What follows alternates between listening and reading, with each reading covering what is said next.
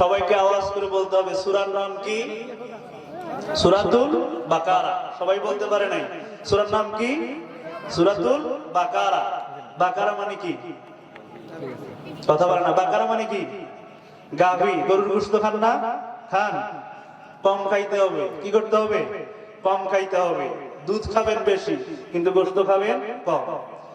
রব্বুল আলামিন বলেন, ওয়া ইন্না লাকুম ফিল আনআমি লাইবরাতান নুসকিকুম মিম্মা ফি বুতুনিহি মিন বাইনি ফারথিন ওয়া দামিন লাবানান খালিসান সাইগান লিশারিবিন। সুবহানাল্লাহ।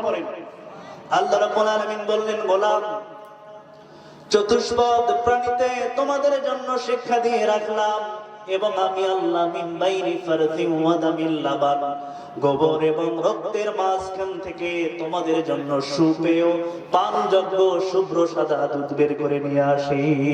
সুবহানাল্লাহ পড়বেন না? What is the mechanism?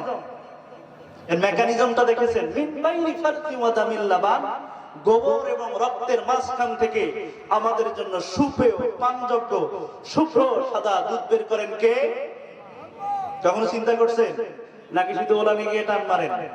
চিন্তা করছেন? গোবরও নাপাক, রক্ত নাপাক, দুই বিদঘুটে জিনিসের মধ্য থেকে আমাদের জন্য সুপেয় পানযোগ্য দুধ বের করেন কে? আবার আল্লাহর হাবিব বললেন, আলাইকুম বিআলবানিল বাকার ফাইন্নাহা তুরাম্মু মিনাল আশজার। আল্লাহর হাবিব বলছেন, ও আমার উম্মতেরা, তোমরা গরুর গোশত কম খাও, কিন্তু গরুর যে দুধ আছে এটা বেশি বেশি পান করো, কারণ এই যে দুধ এটা হচ্ছে লতা পাতার সার নির্যাস। সুবহানাল্লাহ পড়বেন না?